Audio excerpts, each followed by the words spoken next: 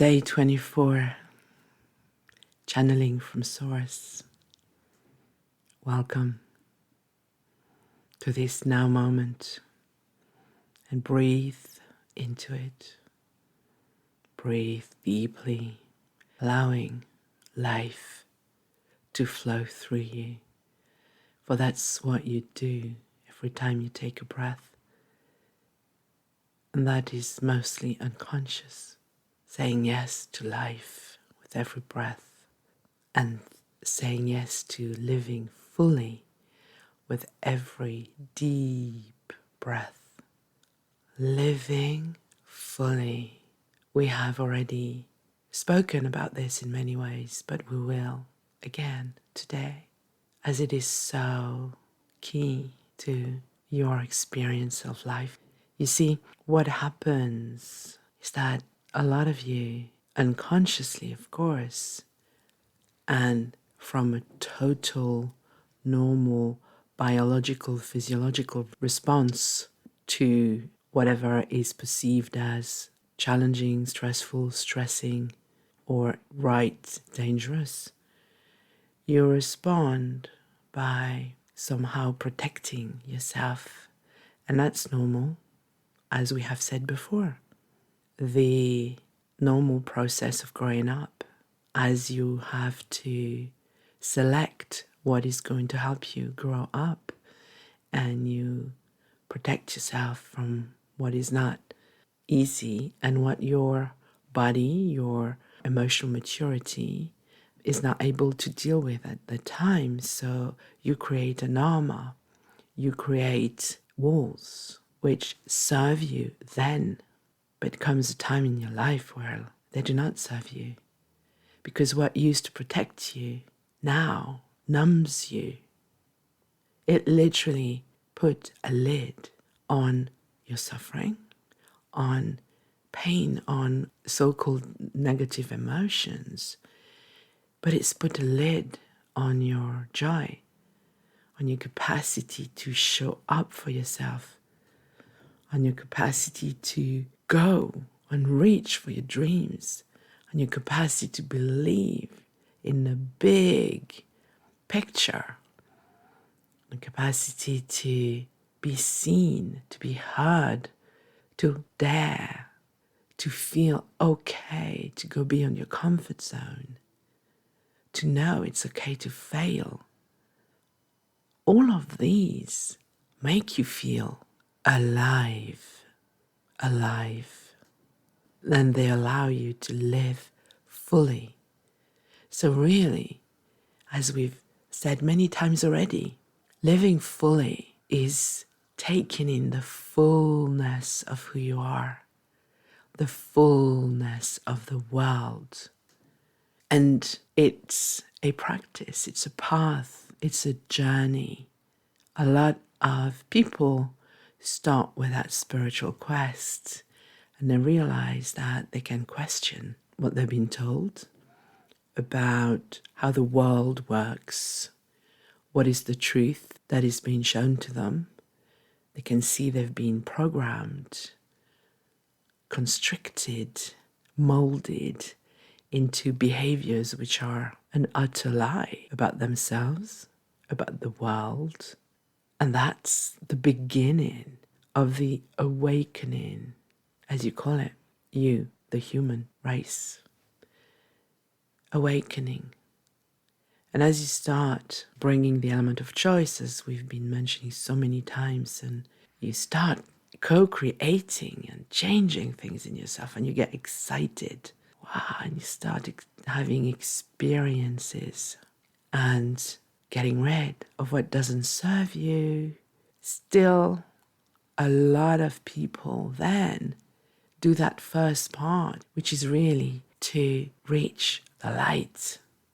And it is the important first step because it's the opening, the discovery of the light, the choices, making things happen, changing who you are, letting go, improving your life, improving yourself within yourself. But it comes a moment, a time, a stage in your maturation where there's maybe a plateau and then you drop into a higher awareness, which now tells you that to be fully connected, fully aligned, and fully alive, you now need to bring all of this down into yourself, your unconscious, and this world. And then the real work happens. And as that quote from Brené Brown, it's a brutal unfolding, which shows you that even some of your spiritual beliefs were, in a way, bypassing that radical authenticity. How could you have done it any other way? You were not aware. You were not aware that you had numbed yourself. So by bringing the light down, you start feeling things, wounds that you had not felt before. You start feeling limitations. You start feeling joy. You start feeling things that take you beyond that comfort zone, that take you a little step further. And even though you are in the realm of the painful, sometimes brutal, and beautiful, there's that sense of fully alive, that sense of excitement, that sense of growth and evolution. Your perception is bigger. The inner spaciousness is expanding, and your awareness expands beyond what you've ever experienced before. Suddenly, what might have been big from that higher perspective is one aspect, and you can now let in new truth, new wisdom, higher wisdom, deeper wisdom, which allows you to be at ease with the whole of who you are.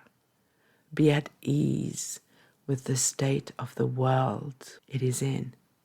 Because let's face it, one of the deepest questions that a lot of people face when they start that path, that journey, inner journey, is to really connect with the universe, feel whether they believe that the universe is a friendly universe or not. The famous quote from your Einstein, where he said that the most important decision you have to make is whether you believe that you live in a friendly or hostile universe. And that is the question where a lot of people will say, of course I do. Do you? Do all the aspects of you believe that? Because that would mean that you understand that everything that happens to you doesn't happen to you, but happens for you. And that applies to the world you live in. Do you believe that everything that happens on this planet is an experience for the highest good? That maybe, and most probably, you will never understand from a rational, logical level? That's the toughest. That's one of the toughest questions. You need to fully go within to find what feels right to you. If you decide that the universe is a friendly universe, then you're telling the universe that you are okay. You're okay with being in alignment. And you let what comes to you just be what it is, without retaliating, without complaining, without trying to fix a change. Maybe question sometimes from the mind, but a question which brings clarification. The answer we gave you can be, we are very much insisting on this, knowing that we are giving you guidance and it's only yours. If it's in resonance with yours, nobody else but you knows what is your truth. The guidance we offered was the fact that you literally have both dimensions in you. The dimension of the matter, the animalistic, the body, the 3D, the mind, which then will view the life as limited and does experience danger. Therefore, it would be fair to say that that human aspect in you can question what is going on and sometimes will judge and will feel emotionally a reaction for what happens to some of your people, which is profoundly tragic. And that's okay. But when you go and drop into your heart, feel the connection to the universe and know that the universe is you and the universe is there as your creation, where you exist as an aspect, as an individualized aspect who is curious, who wants to experience all that is with absolute love and wants to experience that living fully and has decided consciously from a point of excitement and curiosity to experience life on earth, to make the most of it, knowing that it is a challenging place because you fall into that body with a veil of separation and you feel isolated and alone, limited, and yet you are the universe. You are unlimited, and you are all there is. Going back to the breath, we could say that that's a beautiful metaphor. Without the air, most of you can only survive 3-4 minutes. Very few can last much longer after practice and intense training. But without the breath, your life would be very, very short. And that's the first thing you get in abundance. And that's the sign, a reminder that the universe is offering you the gift of life every time you breathe. But that comes with that veil of separation as a reflex which is so unconscious that you're not aware of it and you don't even really think of the miracle that it is. And sometimes a person like a breathwork practitioner will come and literally revolutionize your inner standing and remind you that every time you breathe, you say yes to life. And if you breathe deeply, you intend on living life to the full, not running away from the painful, the challenging, the difficult, but having the courage, the resilience to say, I am alive, I am ready, I am absolutely able to take on life. And yes, I might fall down, I might feel beaten down, but I will stand up.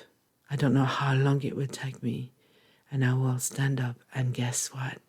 I will be stronger, and I will be even more connected, and I will feel that there's nothing more than feeling alive and live life fully,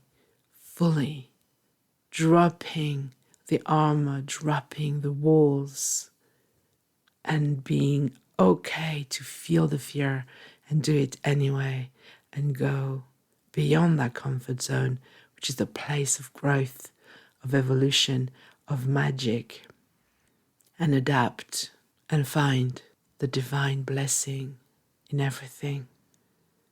And allow yourself to cry, allow yourself to feel the emotions like grief, like fear, like shame and guilt. It's okay to feel them, but do not let them take over and identifying to them.